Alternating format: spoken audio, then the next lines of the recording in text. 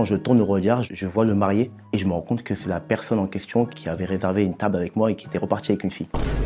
Je m'appelle Joris et je vais raconter le jour où j'ai failli ruiner un mariage. Alors on est en 2021, je travaille dans une boîte de nuit. Tous les samedis, on effectue une soirée et là on a un appel d'un client qui souhaite une réservation classique. On prend la réservation normalement.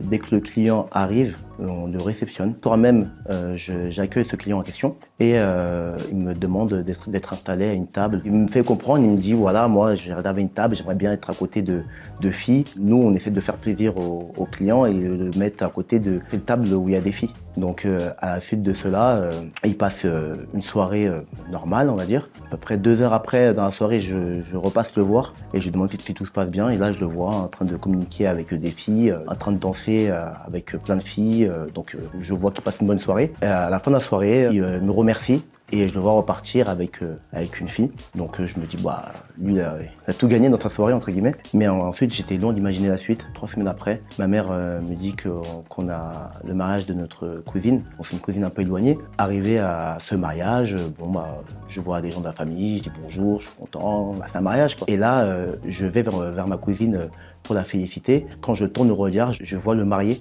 et je me rends compte que c'est la personne en question qui avait réservé une table avec moi et qui était reparti avec une fille. À ce moment-là, j'ai eu un blocage, on s'est regardé dans les yeux. Et du coup, bah, j'ai dit aussi félicitations, mais avec un goût amer. Ensuite, bah, je suis parti voir ma mère et je lui ai dit, maman, je vais te dire un truc, mais faut pas que tu en parles, faut pas que tu fasses de scandale parce que je sais pas comment gérer cette situation-là.